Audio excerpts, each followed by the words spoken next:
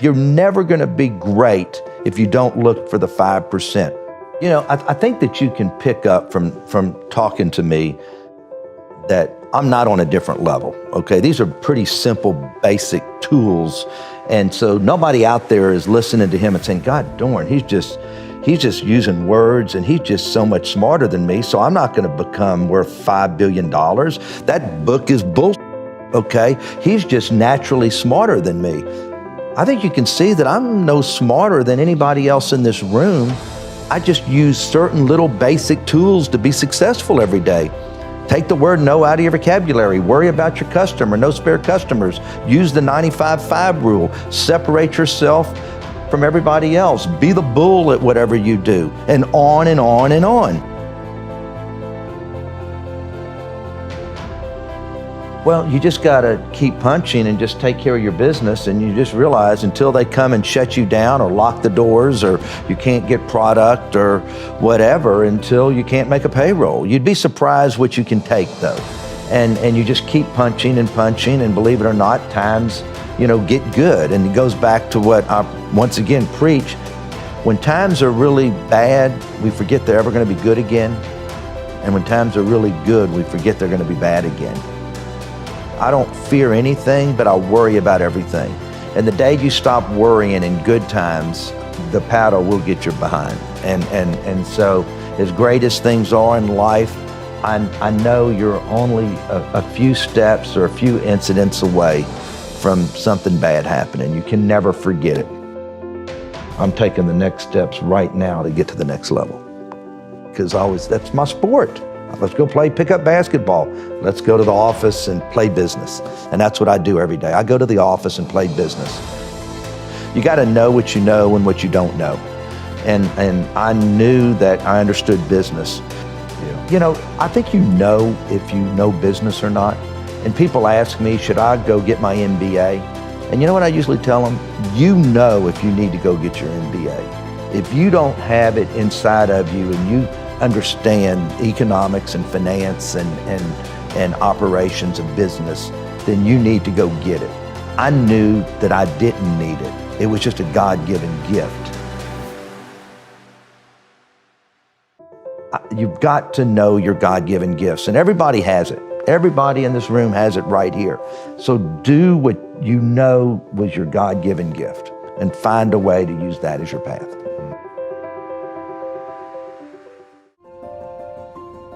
You know if people know what they're doing, but it's my job to make sure and bring everybody up to another level. And I think that's probably one of the greatest compliments I've ever gotten, is that I'll take somebody good and make them better. Is that a conscious process for you? Like, what are you doing? Is it just kicking people in the ass, inspiring them, leading by example? All the above.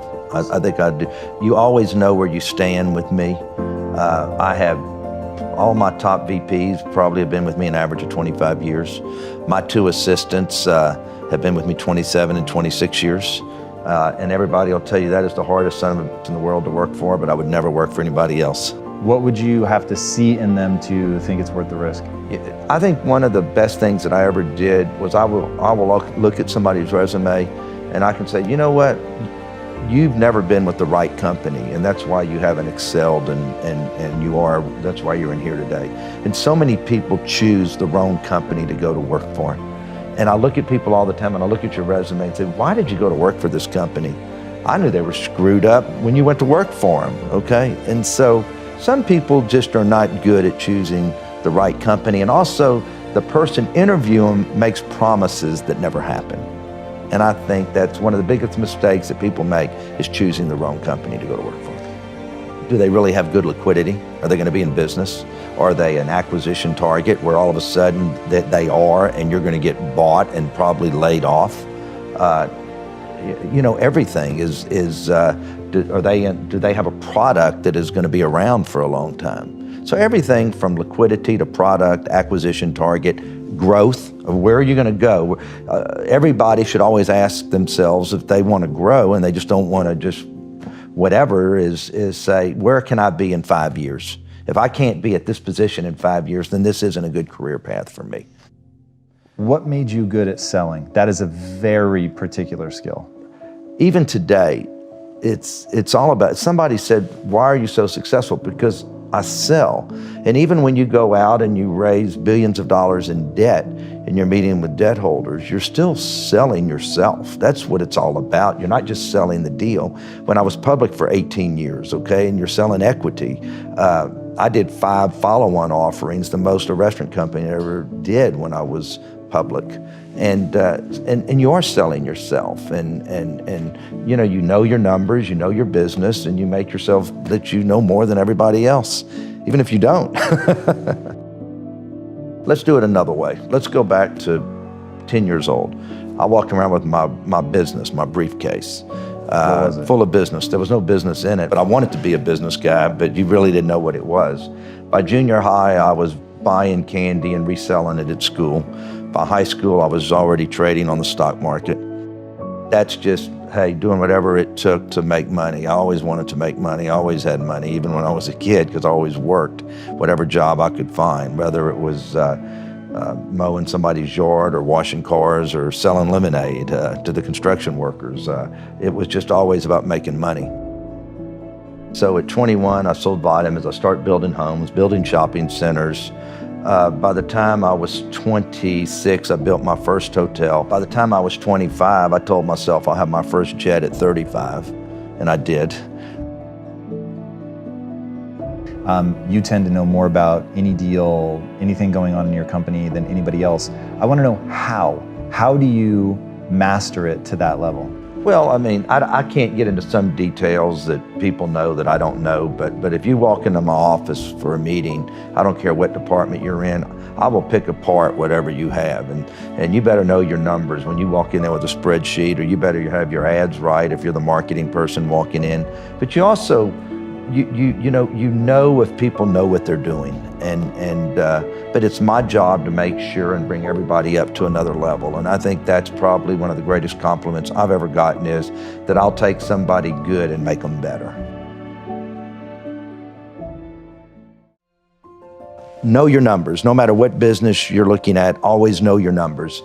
Number 2, realize that we're not successful if that consumer does not come to us, whether they're eating in your restaurants, whether they're playing in your casino, and whether, if you don't have a good product on that basketball court, the fans are not going to come and buy those tickets, the sponsors aren't going to come, and therefore you're not going to have the money to pay for those good players next year. You're not going to be able to pay Russell Westbrook and James Harden each $40 million a year. You've got to always remember, we're only as good as us taking care of that consumer. One of the things I teach everybody, and especially my kids, don't assume anything. People think if somebody walks in and gives you an answer, that it's the right answer. And even when I tell somebody to do something, I don't assume they went and did it.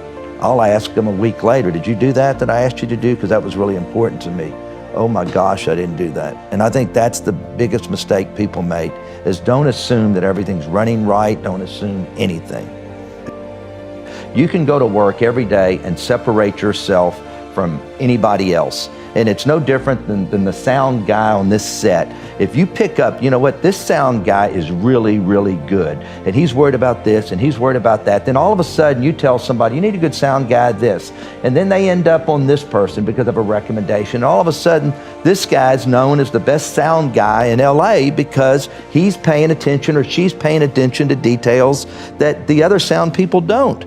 No, you know what, I hear an ambulance out there, let's cut it. You know, just the little bitty things.